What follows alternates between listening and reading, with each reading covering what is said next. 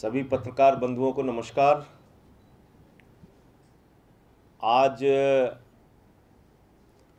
दिल्ली के उप मुख्यमंत्री श्री मनीष सिसोदिया जी के घर पे केंद्र सरकार की सीबीआई का छापा पड़ा, जिसकी खबरें टीवी चैनल के माध्यम से हम लोगों की भी जानकारी में आई। क्योंकि जिस तरह से प्लानिंग बना के रोज दुर्भावना, बदले की भावना और नफरत की आग में डूबी हुई केंद्र सरकार आम आदमी पार्टी के खिलाफ काम कर रही है, ये इस बात का बहुत साफ संकेत है कि केंद्र सरकार की मंशा एकमात्र है, विरोधी पार्टियों को खत्म करो, देश में विरोध में उठने वाली आवाज को खत्म करो। कोई भी सरकार अगर अच्छा काम कर रही है उसको तंग करो, उसको परेशान करो, उसके काम में रोड़ा डालो और उत्पीड़न करके उनकी आवाज को दबा के सरकार को बर्खास्त करके अपनी तानाशाही इस देश के अंदर चलानी है। ये एकमात्र मकसद केंद्र सरकार का है और ऐसे अनेक मामले दिल्ली सरकार के खिलाफ बनाए गए, प्रायोजित किए गए,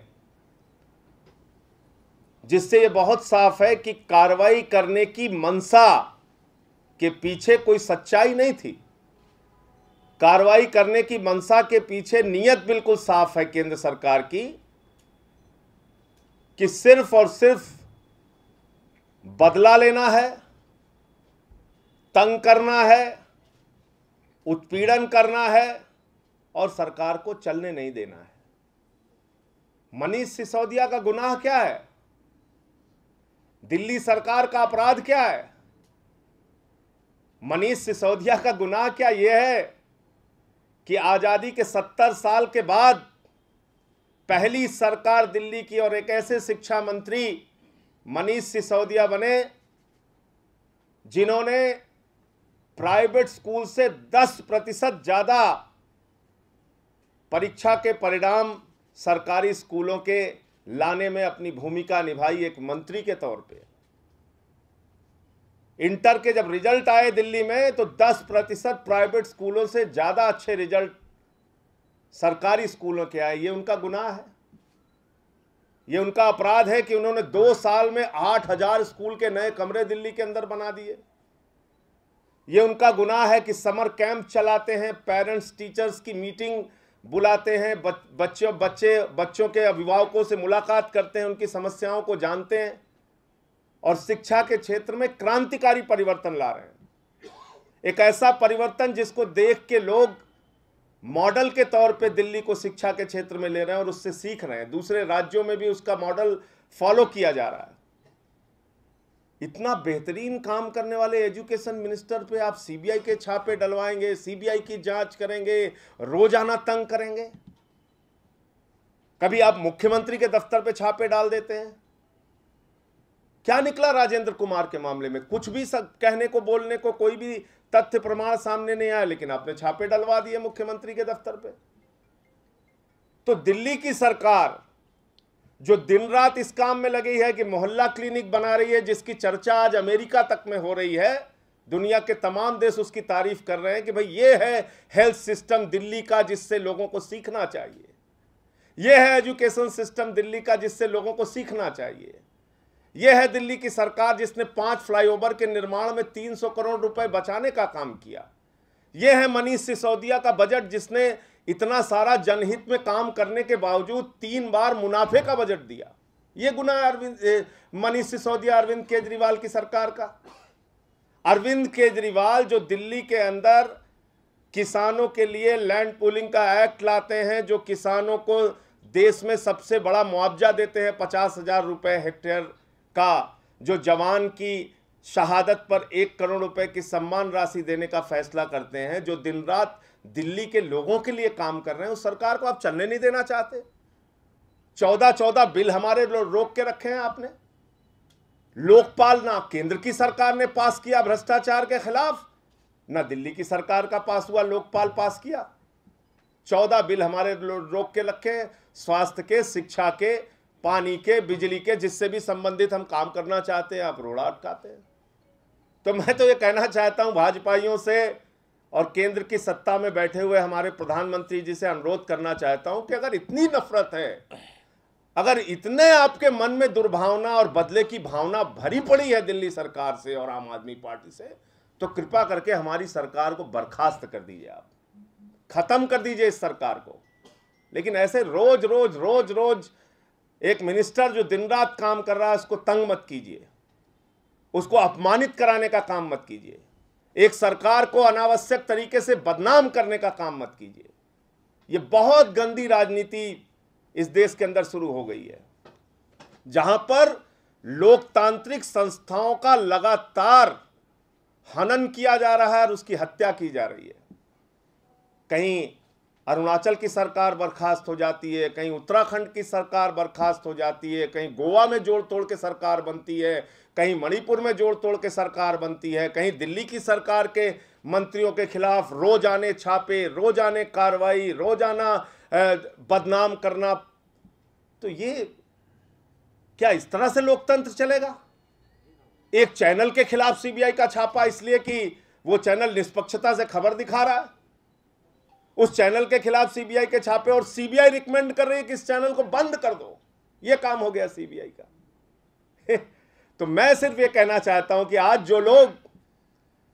जो भी लोग आज इस आम आदमी पार्टी की ऊपर कार्रवाई से खुश हैं, जो लोग भी आज मनीष सिसोदिया के ऊपर छापे से खुश हैं, जो लोग भी आम आदमी पार्टी की सरकार को नहीं चलने देने की कार्रवाई से खुश हैं, इतना याद रखिएगा कि तानाशाह का कोई धर्म नहीं होता। तानाशाह का एक ही धर्म होता है, लोगों की आज़ादी को अपने पैरों से कुचलो और अपना राज इस देश के अंदर चलाओ। और देश की सत्ता में बैठे हुए तानाशाह लोग यही कर रहे हैं कि वो एक एक संस्था की आज़ादी को धीरे धीरे करके ख़त्म करना चाहते हैं। और उनको सबसे ज़्यादा नफरत, सबसे ज़्यादा बदला अगर किसी पार्टी से लेना है तो आम आदमी पार्टी से लेना है, और किसी सरकार से लेना है तो दिल्ली की सरकार से लेना है। अब ये पूरा प्रकरण क्या है वो मैं आपको बता देता हूं। ये जो सीबीआई के छापे की कार्रवाई है, इसके पीछे दिल्ली सरकार ने 2016 में एक फेसबुक लाइव का कार्यक्रम किया मुख्यमंत्री अरविंद केजरीवाल ने, जिसके बारे में प्रचार विभाग जो दिल्ली सरकार का है उसने ये कहा कि भाई यूट्यूब, फेसबुक और गूगल के जरिए उनके पास प्रचार का संसाधन नहीं है। ये दिल्ली सरकार के प्रचार विभाग ने कहा, डीआईपी ने कहा। उसके बाद एक कंसल्टेंट एजेंसी है जो दिल्ली सरकार के साथ काम करती है, परफेक्ट रिलेशन, उससे संपर्क किया गया। उस परफेक्ट रिलेशन नाम की कंपनी ने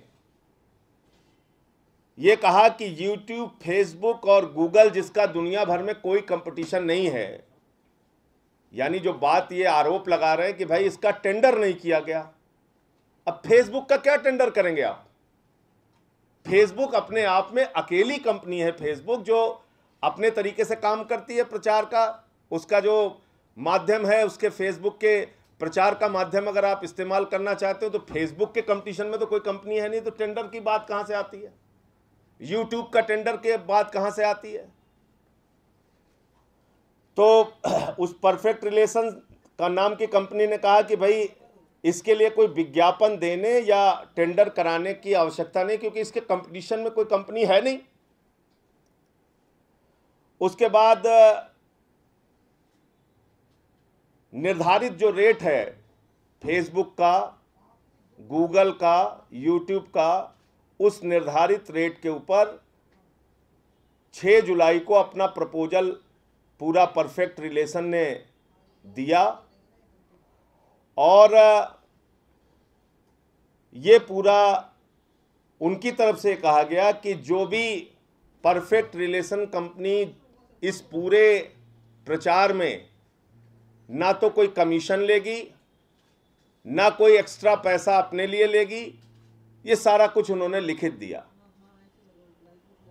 और सरकार इसके लिए एडवांस में कोई पेमेंट भी नहीं देगी। ये भी कहा गया कि सरकार इसके लिए एडवांस में कोई पेमेंट नहीं देगी। इस मामले में डीआईपी ने 8 जुलाई 2016 को इस संबंध में पूरी जानकारी की फाइल दिल्ली सरकार के वित्त विभाग को भेजा। वित्त विभाग ने इन बातों को एग्जामिन किया। 11 जुलाई 2016 को कहा कि डिपार्टमेंट इसे कैबिनेट अप्रूवल के लिए ले जाए। 17 जुलाई को ये कार्यक्रम सुचारू रूप से संपन्न हुआ। जून के महीने में फैसला हुआ था, जुलाई के महीने में ये कार्यक्रम प्रचारित हुआ।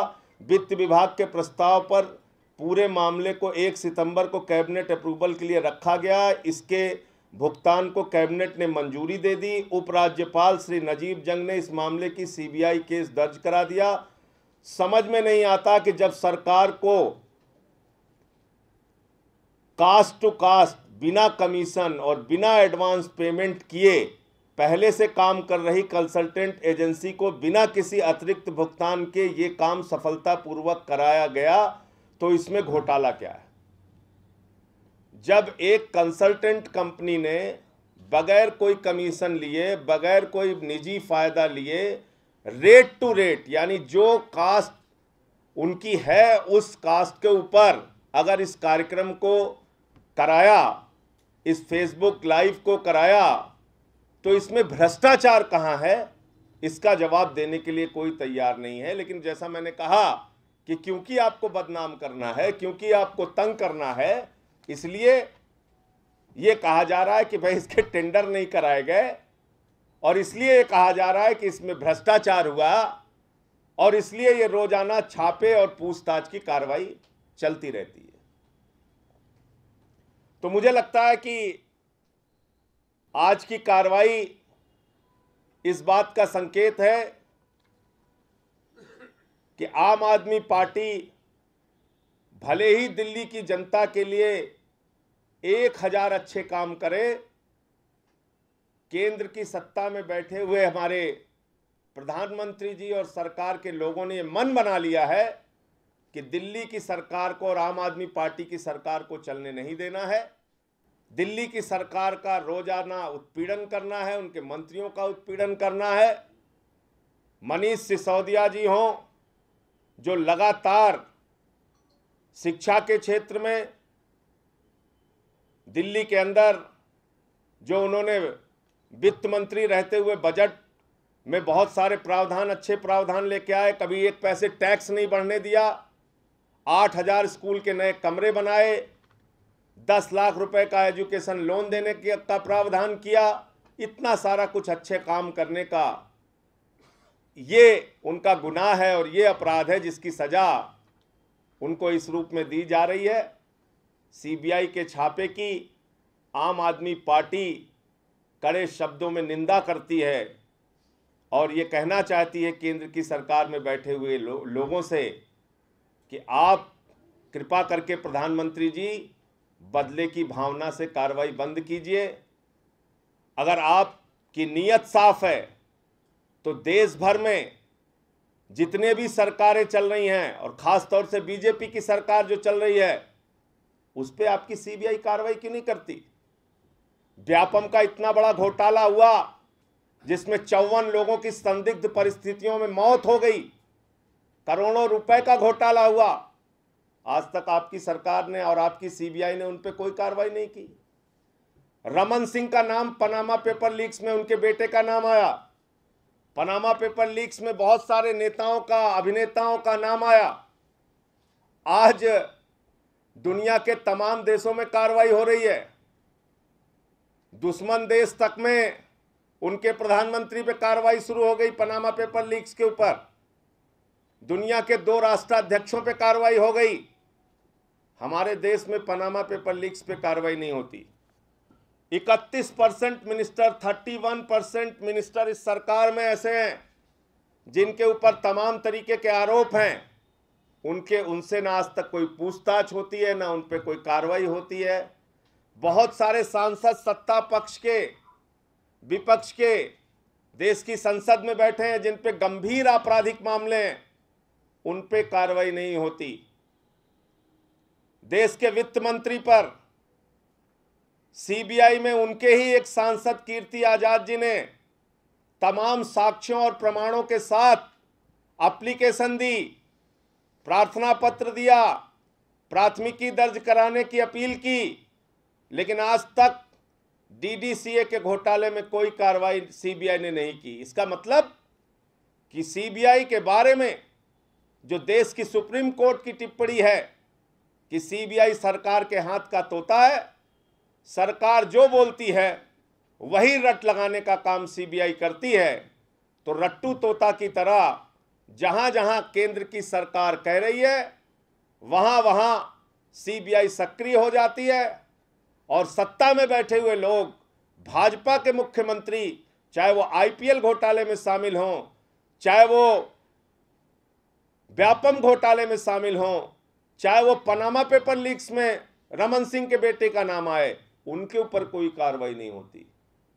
वो सारे संत महात्मा हैं, उन पे कुछ नहीं होगा क्योंकि उनका संबंध भारतीय जनता पार्टी से है।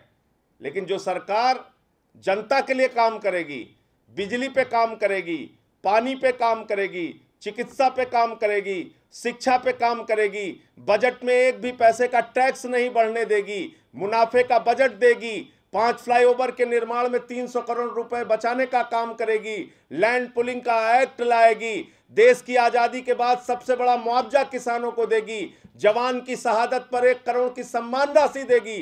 जो सरकार दिन रात काम करेगी उसको उसके गुनाह की सजा ये दी जाएगी कि तुम अच्छा काम मेरे रहते हुए नहीं कर सकते, और तुम्हारे खिलाफ सीबीआई छोड़ी जाएगी, तुम्हारे खिलाफ बदले की भावना से कार्रवाई की जाएगी। इसलिए जो कुछ भी आज हुआ ये बहुत ही दुर्भाग्यपूर्ण है और सरकार इस तरह से अपना काम करती रहेगी।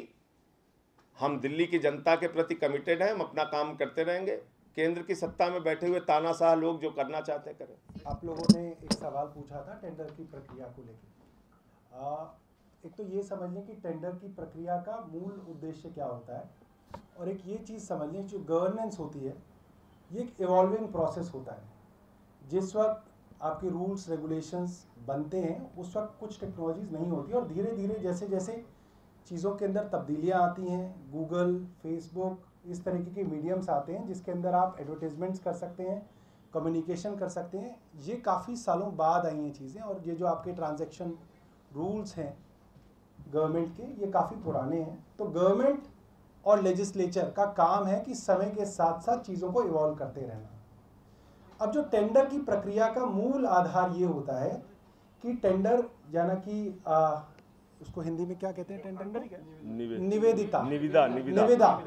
निविदा का मूल आधार ये होता है कि मार्केट के अंदर जो कंपटीशन है उसके हिसाब से आप न्यूनतम कीमत पे किसी भी चीज़ को दें। ठीक है, उसके अंदर ये हो गया कि अगर 3 लोगों ने ठेका अप्लाई किया तो कौन आदमी उसको सबसे कम कीमत के अंदर कर सकता है, आप उसको दें, ताकि इसके अंदर कोई गड़बड़ी का अंदेशा ना रहे कि भाई आपने ज़्यादा पैसे वाले को क्यों दे दिया।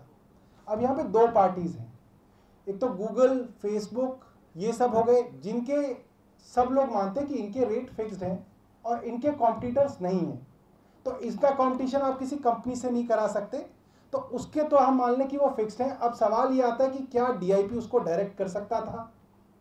डीआईपी के अंदर जो भी अफसर होंगे, कुछ भी मान लें कि वो उसको करने में असक्षम थे। ठीक है, वो जो सरकार जो कह रही थी, जो बता रही थी, उससे वो सहमत नहीं थे। ठीक है, तो आपने एक और कंसल्टेंट ढूंढा जो आपकी सरकार के साथ काम कर रहा था। ठीक है, अब जो आपने सवाल पूछा, ये पूछा कि क्यों कंसल्टेंट्स के बीच में भी टेंडर नहीं निकाला गया कि कौन सा कंसल्टेंट सबसे कम कीमत पे काम कर सकता है। यही है ना। इस चीज के अंदर मैं मान सकता हूं कि हो सकता है जो प्रोसेस साधारण रूप से किया जाता रहा हो कन्वेंशनल मीडियम के साथ, वो ना हो, क्योंकि ये पहले कभी सरकारों ने मुझे नहीं लगता किया होगा। तो अब सवाल ये आता है कि अगर टेंडर होता तो क्या हो सकता था। तो ये हो सकता था कि जो सबसे कम कमीशन में जो तैयार है कंपनी, उसको आप ये काम दे देते, और सबसे कम जिसने कमीशन लिया होता वो ये काम आपका जो गूगल हैंगआउट का काम था या जो फेसबुक लाइव का काम था, उस पर एडवर्टीजमेंट्स का काम था, वो हो जाता। मगर सरकार ने इसके अंदर ये बात स्पष्ट की है कि जिस कंसल्टेंट को आपने काम दिया उसने कोई इसके अंदर कोई कमीशन लिया ही नहीं, तो कोई कमीशन हुआ ही नहीं। तो ये जो आधार, जो बेसिक आधार है टेंडर प्रक्रिया का, कि इसके अंदर कमीशन मतलब ये काम उसको दिया जाए जो सबसे कम कमीशन ले, वो तो होता नहीं है। यहाँ तक कि थोड़ी बहुत इरेगुलरिटी की बात है भी, अगर कहीं पे शक भी पैदा होता है कि इरेगुलरिटी है, तो उसके लिए भी सरकारों के अंदर कुछ तरीके के चेक्स एंड बैलेंसेस होते हैं, जिसके अंदर फाइनेंस डिपार्टमेंट एक चेक्स एंड बैलेंस का काम करता है कि कोई भी इस तरीके की पैसे की खर्च की जो चीज़ें होती हैं उसको फाइनेंस डिपार्टमेंट से कनकर कराया जाता है, जो इस केस के अंदर हुआ। मोरओवर सरकारी डिपार्टमेंट्स के अंदर जब भी कुछ इस तरीके के डिसीजन लें तो मंत्री के डिसीजन पे तो कई बार सवाल लगाए जाते हैं, उठाए जाते हैं, मगर हमारे प्रजातंत्र के अंदर जो कैबिनेट का डिसीजन होता है उसके बारे में हमेशा से ये माना जाता रहा है गवर्नमेंट्स के अंदर, चाहे वो केंद्र की हो चाहे वो स्टेट गवर्नमेंट्स हो, कि कैबिनेट का डिसीजन एक कलेक्टिव डिसीजन है। उसकी जो मान्यता है वो एक मंत्री के डिसीजन से बहुत ज़्यादा है, और उस कलेक्टिव डिसीजन की एक काफ़ी बड़ी मान्यता सभी सरकारों के अंदर हुई है, और इस खास तौर पे इस चीज़ के अंदर कलेक्टिव डिसीजन कैबिनेट मीटिंग के अंदर भी लिया गया है। तो ये सारी की सारी चीज़ें, और सबसे आखिरी बात ये समझिए कि ये मात्र 1.5 करोड़ का एक मसला है जिसके अंदर साधारण तौर पे कोई पैसे का लेन देन, कोई भ्रष्टाचार दिखाई नहीं देता जी। और इसके अंदर 3 शर्तें, जिन शर्तों के आधार पे परफेक्ट रिलेशन को ये काम दिया गया, वो शर्तें इस प्रकार थी कि कंसल्टेंट कंपनी एवं एक अंडरटेकिंग देगी, कंसल्टेंट कंपनी एक अंडरटेकिंग देगी कि फेसबुक, यूट्यूब और गूगल द्वारा तय किए गए रेट कम से कम और नॉन नेगोशिएबल है। कंसल्टेंट कंपनी इन कंपनियों से किसी भी तरह की रियायत, छूट या कमीशन नहीं लेगी, और अगर कंसल्टेंट को किसी भी तरीके की रियायत, छूट या कमीशन या किसी भी और तरीके का फायदा मिलता है तो उसको बिलों में से काट लिया जाएगा, पहला। दूसरा ये था कि इस काम के लिए कंसल्टेंट कंपनी को डीआईपी के साथ अनुबंध में उपलब्ध शर्तों के अलावा किसी भी तरह का चार्ज नहीं दिया जाएगा। सरकार इसके लिए कोई एडवांस पेमेंट नहीं देगी, नहीं रियल टाइम पेमेंट दी जाएगी, भुगतान एक्चुअल बिल जमा करने के बाद ही किया जाएगा। मोरओवर अगर इसके अंदर 1.5 करोड़ रुपए की पेमेंट्स हुई भी हैं, जो मोटे तौर पे गूगल और इन बड़ी कंपनीज के पास गए हैं जिनके रेट्स नॉन नेगोशिएबल हैं, और उस पर यह भी मान लिया जाए कि कुछ नियमों के अंदर नयापन लाया गया जो शायद पहले नहीं हुआ वो हुआ, तो भी मुझे नहीं लगता कि हमारे देश के अंदर ऐसा कोई उदाहरण आप लोगों की समझ में या मेरी समझ में तो नहीं है जहां 1.5 करोड़ रुपए के उसके लिए एक डिप्टी चीफ मिनिस्टर के घर पे छापा मारा जाएगा, और वो भी देश की प्रीमियर इन्वेस्टिगेटिंग एजेंसी सीबीआई। मुझे लगता है ये बात हमें समझ में आ रही है कि ये क्या हो रहा है। मुझे लगता है इस रूम में बैठे हुए काफ़ी सारे लोगों को भी समझ में आ रही है कि ये क्या हो रहा है। सवाल ये है कि ये जनता को भी मुझे लगता है समझ में आएगा कि ये जो चीज़ हो रही है और जो दिखाई दे रही है, इसके अंदर दोनों के अंदर फ़र्क है। बस ये है कि कौन इसके बारे में बोलेगा, कौन इसके बारे में नहीं बोलेगा। हमारी पार्टी का ये फैसला है कि हम तो इसके बारे में लगातार बोलते रहेंगे, सवाल उठाते रहेंगे। ये गवर्नमेंट के साथ एक एम्पैनल्ड कंपनी है। मुझे लगता है कि जो गवर्नमेंट के एम्पैनल्ड कंपनी होती है वो ऑलरेडी उनके पास आना जाना हो चुका होता है।